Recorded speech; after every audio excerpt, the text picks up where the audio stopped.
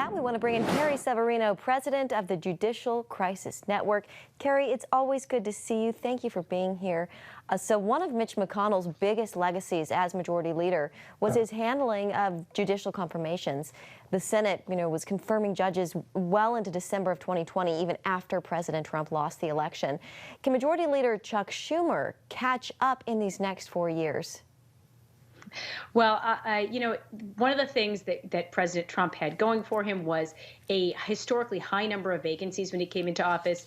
Biden didn't have quite as many, but also I think Trump had a level of commitment to that and a real mandate for his judicial strategy. We know that he was elected in 2016 largely because people's concern about the direction the courts were going and the potential for Democrats to replace Supreme Court Justice Antonin Scalia. So he had a real mandate and a much stronger support in Senate than the bare majority Biden has.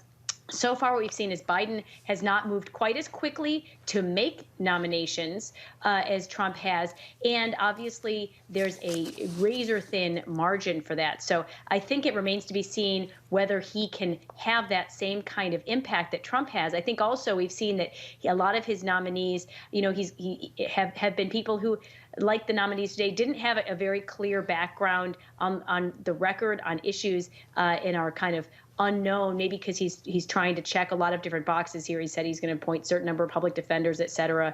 And so for that reason, it's not clear whether his nominees are going to have the same kind of impact on the courts that Trump's really outstanding nominees did, because he really was swinging for the fences in terms of finding nominees that were top quality. Well, Carrie, here's the deal. Many of President Trump's judicial nominees were young, including the 3 newest justices on the Supreme Court who will hold lifetime appointments. How long will President Trump's impact on the court system actually last? Oh, Trump's impact is going to be generational because these seats are all life-tenured seats.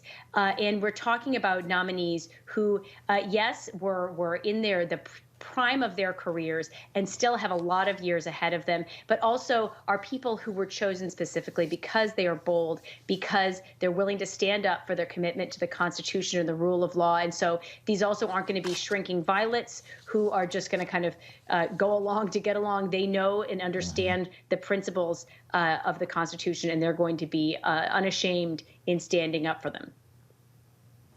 All right, Carrie Severino of the Judicial Crisis Network.